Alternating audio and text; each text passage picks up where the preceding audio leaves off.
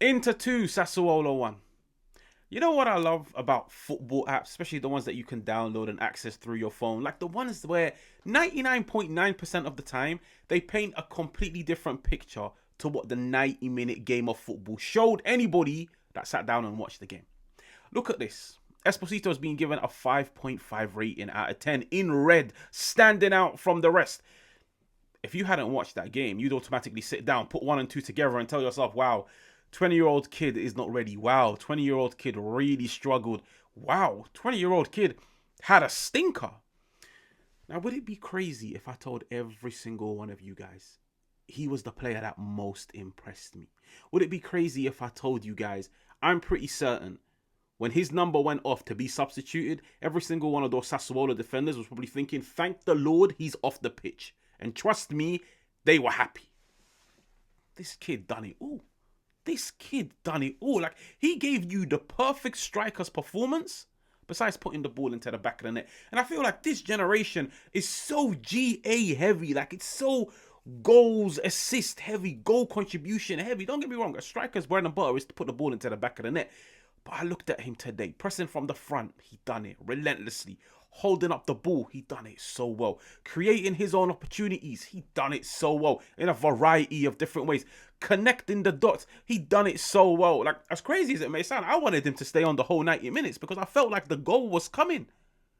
But when he went off, and then after the game, I'm looking at Sofa score randomly and I'm thinking 5.5? I feel like he had a great game. I feel like that kid had a great game. That kid is going to give Marcus Thuram, Lautaro Martinez, Bonnie, who they've just signed from Parma, he's going to give them a run for their money. Because I was reading Beppe Marotta's comments before the game where they asked him about like Sommer and the fact that Joseph Martinez is starting in goal. And he was like, listen, sometimes you have to pump your time and energy and resources into the younger players because you have to plan for the future. And he said we need to give them opportunities, we need to give them minutes so we can go back and assess. Is he good enough? Is he worth us putting our time and energy into? Or maybe, just maybe, we should let him go. And I do look at Chivu and I say, listen, Esposito, in my opinion, should be one of the starters in this team. Sucic should be one of the starters in this team. It gives him a dilemma because how do you leave out somebody like Lautaro Martinez? But at the end of the day, Inter play about, 50, 60, 70 games a season. This kid, for me, should be an integral part of this team. And yes, he didn't score today. But I kid you not, he ran them ragged. Like, the way I look at strikers is when you go out there on the pitch, you need to make sure every single one of those centre halves is worried about you. You need to make sure you trouble them in so many different ways. You have to be a menace. And I promise you, when his number went up, every single one of those Sassuolo defenders were happy. I was really, really, really impressed with his performance. Like, let me just highlight to you guys how he had a good game outside of goals and outside of assists. When you look at the first goal that Inter scored, DiMarco, this ball is fed into Esposito. And I have a feeling I'm pronouncing his name wrong. So make sure to let me know in the comments. The ball is fed into him. He automatically, because of his tendency to always drop deep, pick up the ball, play with his back to goal, he drags one or two Sassuolo players in with him. By the minute he gets his first touch on the ball, he's got 3 Sassuolo players on him, on his arse. The beauty in it is he gets the ball, he holds it up, he turns them. Yes, he drops to the floor, but guess what? He takes all 3 of those players out of the game. Look at Barella. Barella's got all the time, all the space, which those defenders left behind because they decided to push up on Esposito. He goes in, he feeds it into Sucic. Sucic does very well. DiMarco with the underlap feeds him in 1-0 Inter. These are the type of things that a stat sheet doesn't measure. You can't go on a stat sheet, you can't go on a football app and it tells you, oh, for Inter's first goal, Esposito played a massive part in terms of dropping deep, holding up the ball, dragging a few players with him, taking them out of the game, creating space for Barella to run into.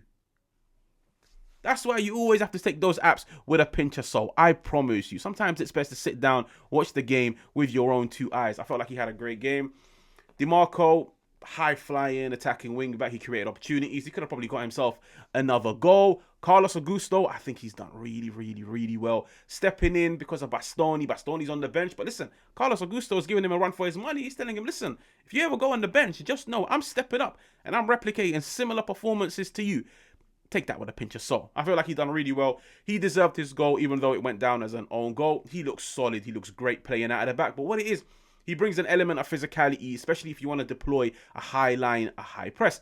Inter go on to win the game 2-1. But of course, the last, what should we say, the last 15, 20, 10 minutes especially, that game could have ended 2-2. And there was a period in that game. I promise you. There was a period in that game.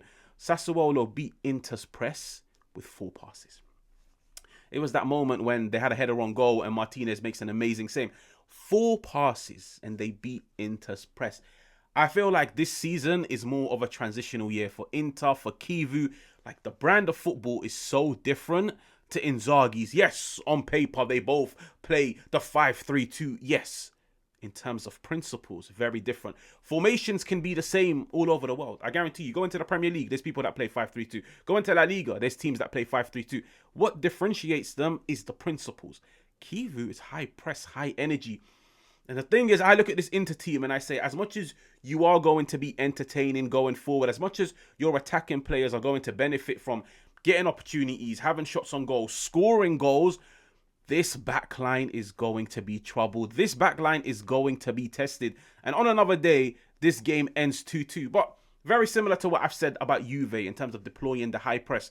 If you deploy a high press and that's your system, that's your ethos, that's your ideology on the game, you need to make sure you punish the opposition. Like, you need to make sure when you win the ball in their half, you put the ball into the back of the net. And also, I always sit down and say ball retention is a form of defense. As long as you have the ball, there is no way in hell the opposition will score. They can have 11 Lamine Yamals on the pitch. They can have 11 Kylian Mbappes on the pitch. As long as you have the ball, there's no way in hell of them scoring. Ball retention is a form of defense.